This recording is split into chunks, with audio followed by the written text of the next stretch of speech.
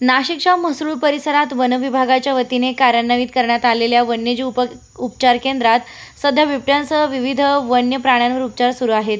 नाशिक शहरासह जिल्ह्यात बिबट्यांचं दर्शन वाढल्यानं मानवी वन्यजीव संघर्षात पकडलेले, अपघातात जखमी झालेले तसेच अनाथ बछडे यांच्यासाठी हे केंद्र महत्त्वाची भूमिका बजावत आहे. या उपचार केंद्रात सध्या 14 बिबट्यांसह कोल्हे, लांडगे, तरस यांसारखे अन्य वन्य प्राणी दाखल आहेत.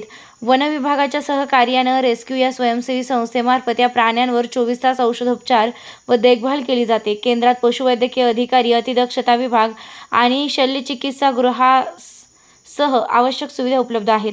समृद्धी महामार्गालगत जखमी अवस्थेत सापडलेल्या बिबट्या मादीला समृद्धी तर आईपासून दुरावलेल्या बछडीला परी असे नाव देण्यात आले आहे.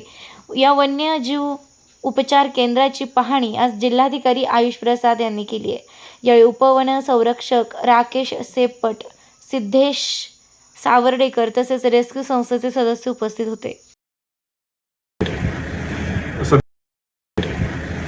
सध्या आपण पाहतोय की महाराष्ट्र राज्यामध्ये खास करून पुणे, नगर, नाशिक या जिल्ह्यांमध्ये बिबट आणि मानव संघर्षाच्या बऱ्याच घटना आपल्या समोर येत आहेत.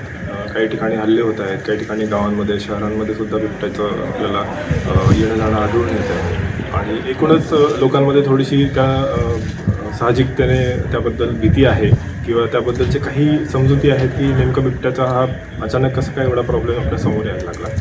आणि म्हणायचं झालं तर हा प्रॉब्लेम थोडासा असा आहे की नाशिक किंवा नगरसारखे जे जिल्हे आहेत, इथे आपलं जे वनक्षेत्र आहे हे ठराविक पट्ट्यांमध्ये आहे. इतरत्र जे आपलं क्षेत्र आहे ते ऊसाचं क्षेत्र आहे आणि अशा क्षेत्रामध्ये सुद्धा आजकाल बिबट्याने त्याचा अधिवास तयार केलेला आहे. मग जे काही आपले हल्ले होत आहेत किंवा ज्या घटना होत आहेत प्रामुख्याने अशा क्षेत्रांमध्ये होत आहेत. तर वन विभागाकडनं यावरती ज्या काही उपाययोजना चालू आहेत त्यातलं एक प्रमुख नाशिक जिल्ह्यामध्ये आपण उपाययोजना जी तयार केलेली आहे ती म्हणजे आपलं एक ट्रान्झिट ट्रीटमेंट सेंटर आहे, ज्याला आपण वन्यजीव उपचार केंद्र म्हणतो. हे आम्ही म्हसरूळ येथे चालवतो आणि पश्चिम नाशिक वन विभाग आहे नाशिक जिल्ह्यामध्ये, त्याच्या अंतर्गत ते चालवलं जातं.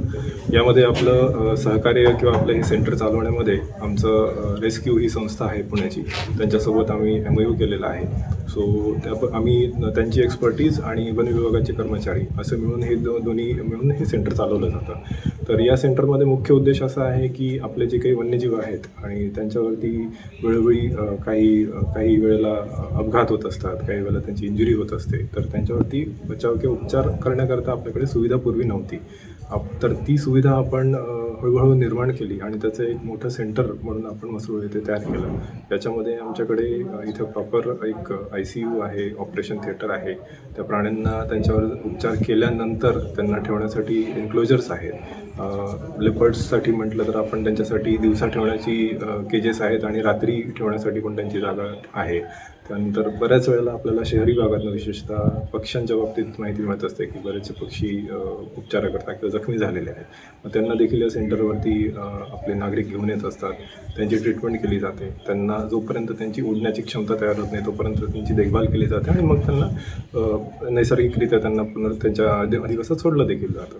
बिबट्यांच्या बाबतीत देखील आपण तेच करतोय. पण आता सध्याची परिस्थिती पाहता जर का एखादा कॉन्फ्लिक्टमधला ॲनिमल असेल की ज्याने एखाद्या मनुष्यावरती हल्ला केलेला आहे, मग तसा ॲनिमल जर का आपण इथे आणला तर मग आपण त्याला इथून मात्र सोडत नाही. त्याची ट्रीटमेंट करतो, त्याला जे काही देखभाल लागते, त्याचं जे काही बघावं लागतं ते आपण ठेवतो आणि मग जशी एखाद्या मोठ्या बचाव केंद्रामध्ये जागा निर्माण झाली मग त्याला आपण तिकडे रवाना करत असतो.